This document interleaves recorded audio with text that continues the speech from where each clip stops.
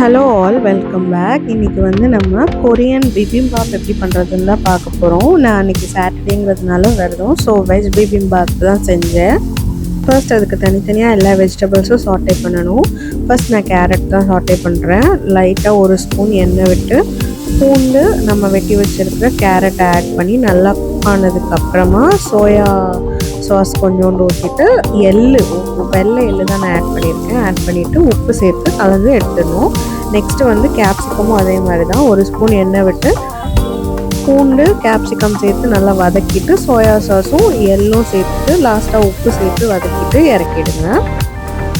அதுக்கப்புறமா ஒரு spoon key விட்டுட்டு பூண்டு ப்ரக்கோலி நல்லா பிளான்ச் பண்ணி கட் பண்ணி வச்சுருக்கேன். ஆட் பண்ணிவிட்டு உப்பு சேர்த்து வதக்கிட்டு இதில் கொஞ்சம் oregano, chilli flakes, garam masala இந்த மாதிரிலாம் ஆட் பண்ணிக்கலாம்.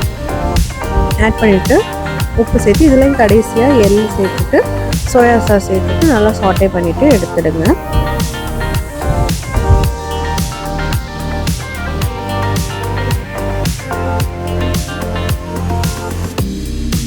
நெக்ஸ்ட்டு பன்னீரும் அதே மாதிரி தான் சாட்டே பண்ணும். ஒரு ஸ்பூன் எண்ணெயில் கார்லிக் அண்ட் நம்ம கட் பண்ணி வச்சுருக்க பன்னீர் சேர்த்துட்டு கரம் மசாலா, இதில் சில்லி பவுடர், மஞ்சத்தூள் இதெல்லாம் ஆட் பண்ணிவிட்டு உப்பு சேர்த்துட்டு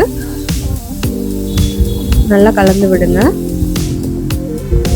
இது அதே மாதிரி குக் ஆனதுக்கப்புறம் ஆரிகானோ, சில்லி ஃப்ளேக்ஸு, எள்ளு, சோயா சாஸ் கொஞ்சமாக ஊற்றிட்டு மறுபடியும் சாட்டே பண்ணி இதையும் தனியாக எடுத்து வச்சுக்கோங்க.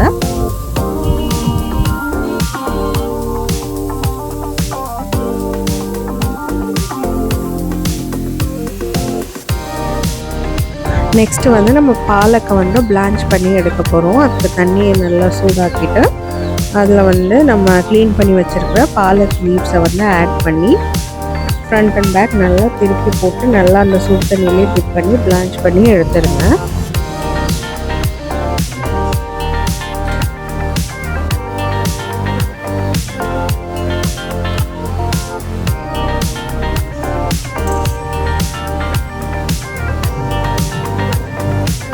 பாலக் தனியாக எடுத்து கட் பண்ணி வச்சுக்கோங்க. நெக்ஸ்ட்டு நம்ம மஷ்ரூம் சாட்டே பண்ண போகிறோம். ஒரு ஸ்பூன் எண்ணெயில் கார்லிக், கட் பண்ணி வச்சுருக்க மஷ்ரூம் சேர்த்துட்டு சில்லி ஃப்ளேக், ஆரிகானோ இதெல்லாம் சேர்த்துட்டு நல்லா வதக்கிட்டு உப்பு சேர்த்து வதக்கிடுங்க. இதுக்கும் நல்லா குக் ஆனதுக்கப்புறம் ஒரு ஸ்பூன் எள்ளு சேர்த்துட்டு சோயா சாஸ் சேர்த்து மறுபடியும் டாஸ் பண்ணிவிட்டு எடுத்து வச்சுக்கோங்க. மஷ்ரூம் அவ்வளோதான் சாட்டே பண்ணுது.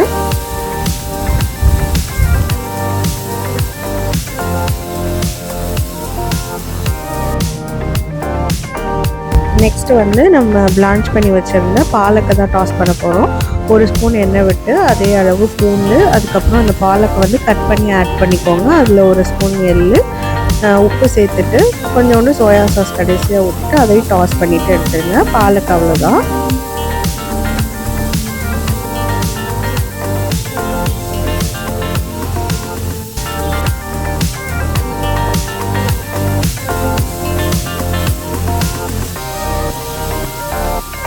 நெக்ஸ்ட்டு பிபிம்பாப்புக்குள்ளே சாஸ் செய்ய போகிறோம். அதுக்கு ஒரு ஸ்பூன் கோச்சுஜங் சாஸ் ஊற்றிட்டு ஒரு மூடி சோயா சாஸ் ஊற்றிருக்கேன். ஆரிகானோ, சில்லி ஃப்ளேக்ஸ் ஊற்றிட்டு அதுக்கப்புறம் ஒரு ஸ்பூன் எள்ளு சேர்த்து தண்ணி ஊற்றி நல்லா மிக்ஸ் பண்ணிங்கன்னா இந்த பிபிம்பாப்போட சாஸ் ரெடி.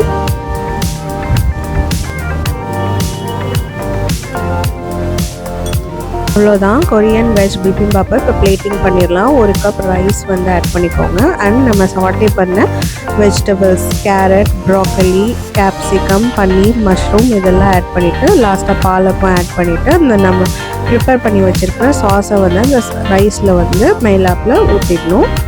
அவ்வளோதாங்க, சூப்பர் டேஸ்டியான கொரியன் வெஜ் பிபிம்பாப் ரெடி.